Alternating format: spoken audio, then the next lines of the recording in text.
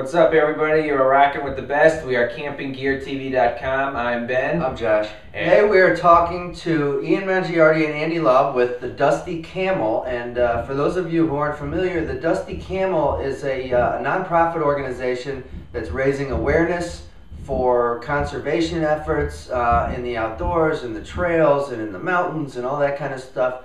These guys are doing inspiring things outdoors. They know a lot about gear. They've hiked the entire Appalachian, and we're going to talk with them in just a moment. sounds great. Let's get right to it. All right, we're here with Ian Mangiardi and Andy Laub of the Dusty Camel, two great friends of the show and two serious outdoorsmen. It's great to have you guys. Hey, how's it going? Great to be here. Yeah, so, you know, for people that aren't familiar with what you guys are doing, what is the Dusty Camel? The Dusty Camel is an organization that is dedicated to the preservation and conservation of wild spaces. Mm-hmm. The way we do this is by storytelling. You know, we're out there telling people who we are, what we do. Right. We hiked the Appalachian Trail last year, and that's how we all got together. And two of our fans from the trail are actually on the trail now, and we want to inspire more people to get out there and have their own experiences. They're on the trail right now? That one is on the trail, and one completed the trail about 3 weeks ago. Yep. That's great. So people that you met out there are told about your story that, you know, are now taking it to do on themselves, right? Yes, sir. Yep. Very cool. So how'd you guys get started with this? You know, where did the whole concept of the Dusty Camel come from? The Dusty Camel, well, it originated, Ian and I actually met on the trail. We did not know each other prior to the trail. So that was a big thing. And everything spawned from that. We had a lot of time to talk. By the time we finished it, we realized that we wanted to do something to protect spaces like the Appalachian Trail, the Pacific Crest Trail, and other wildlife corridors, so people could have the experiences that we had and enjoy them, but also be sensible and responsible. So throughout all that talking and time, the Dusty Camel formed and our mission statement formed, and here we are today. Yeah, so. And you know, the Appalachian Trail, you know, how long did you hike? How long did it take you? All that kind of stuff. It took us just over 4 months, and man, we were booking it. Right. If we were ever to do it again, there was no way we'd do it in 4 months. It was too rushed. Halfway through, towards the middle of Pennsylvania, we hit a wall, man. Okay. Our feet were killing us. We were just, after a while, it wasn't even physical anymore. It was all mental. It was, I'm walking for this many miles again. Right. Yeah. It got tiring. And I mean, I love the trail, and I know Anthony did and Dave did, who's our third partner, who unfortunately couldn't be here today. Right. But we definitely would take it a little easier next time if we were to do it again. Yeah. Yeah, so in a given day, how many miles would you guys be hiking on average? On average, in Virginia, we hiked about 21 miles a day. And in Pennsylvania, we averaged about a marathon a day. Gotcha. Up in New Hampshire, it was down to about 12 miles a day. Right. So it's on the terrain and also the weather. At the beginning, there was so much snow that the drifts would affect us, and we were basically post-holing all day, and we'd only get maybe 15, 16 miles, which is still a lot in the snow. So it really depended on it, but on a whole average, we averaged about 19, 20 miles a day for just about 4 months, a little over 4 months. Gotcha. So, you know, what kind of preparation did you guys do to get ready for this? And you know, maybe talk about like your pack weight and some of that kind of stuff. Well, to be honest, I mean, Andy and I had very different plans. Originally, he was going to do the Pacific Crest Trail. He got all the documentation in order, and then he couldn't afford the flight out there. So he was like, you know what, I'm just going to jump on the AT. For me, gear was a big part of it. My mom always jokes and says that I hike the Appalachian Trail for the gear.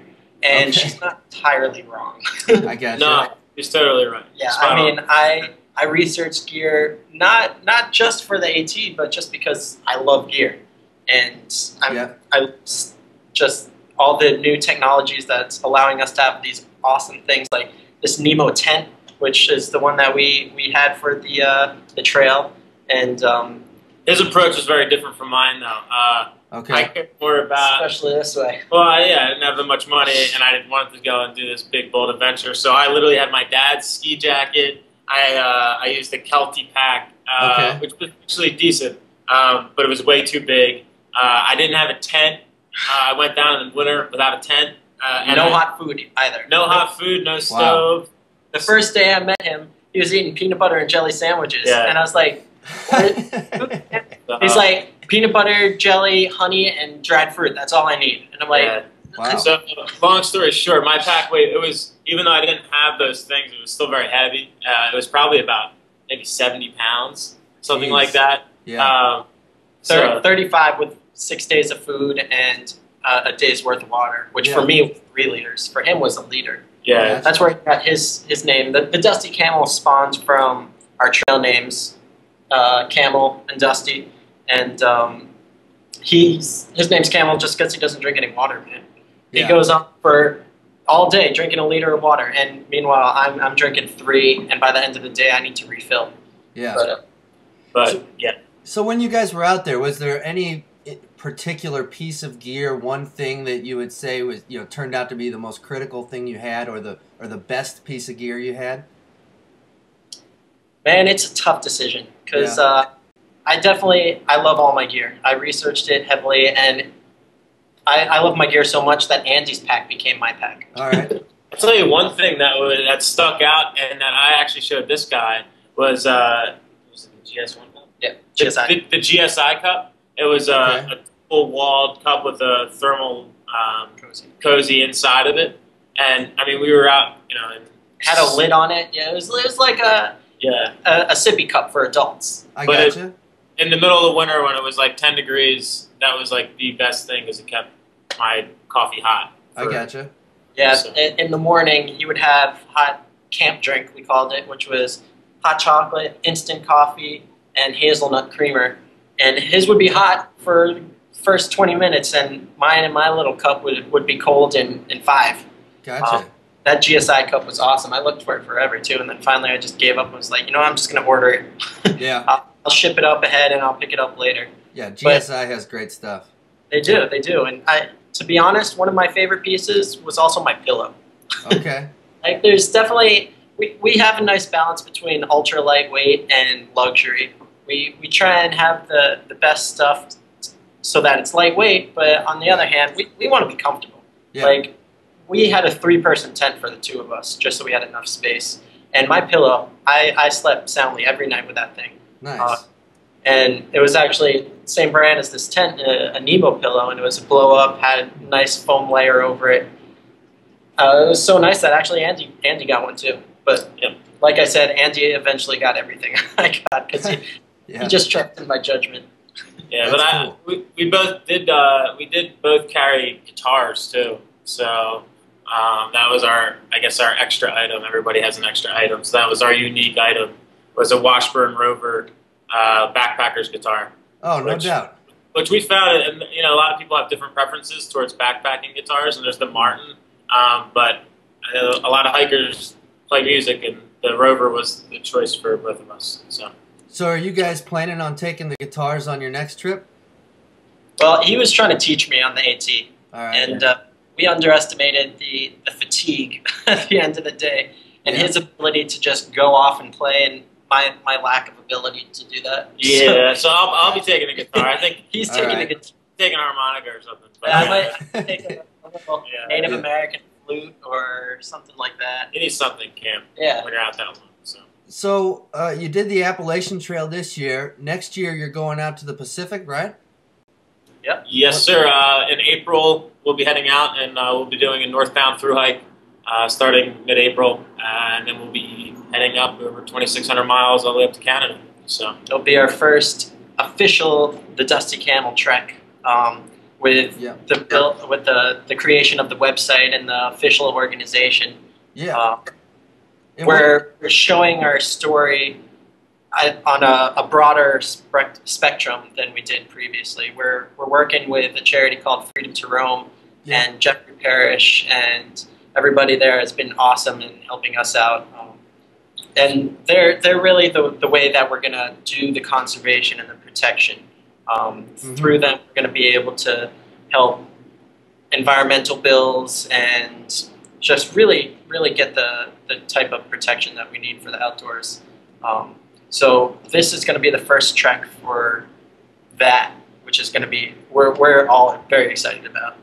Yeah, I'm really looking forward to it because I think the conservation aspect of it and promoting the awareness, but also that you guys are going to be documenting so much of this trip.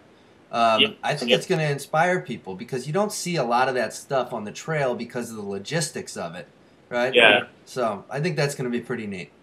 Yeah, another big part to this trip besides the charity is that I work in television production, and we're planning on a feature documentary shot with some pretty high-end cameras, and that's either going to be a feature-length documentary. We'll probably have some chunks of it up while we're going if I have the time to edit while we're in town resupplying. But at the end of the trip, there will be a feature-length documentary on our entire hike, probably about 90-minute documentary.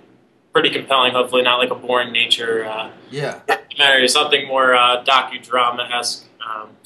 Yeah, there are no shortage of trail documentaries, I'll tell you that. Right. And not to bash on any of those guys because they make some great stuff, but if you're not a hiker, really you haven't hiked the Appalachian Trail and you're watching one of those documentaries, it's pretty boring. Yeah. And so we're trying to take a piece of my world, which is television, Discovery and all kinds. So we're going to try and make something exciting to people who aren't necessarily in that world, so we can bring them in hopefully too. And, right. That's going to be cool. So, how can people help support you guys? I know there's, a good, 5-6 months before you get started, but in the meantime, they can go to dustycamel.org and what else can people do to help you guys out? Well, really, our foundation is based on stories and word of mouth and people talking to one another about things that they experience in the outdoors. Right. And really just to get people to look at what we're doing, look at who we are, just take an interest in things, to research what's going on in their neighborhoods. I mean, there's so many little pop-up neighborhoods coming here and there, and they're cutting through these corridors that animals have used for hundreds and thousands of years to travel and migrate. And it's nothing wrong with the actual people because they have no idea.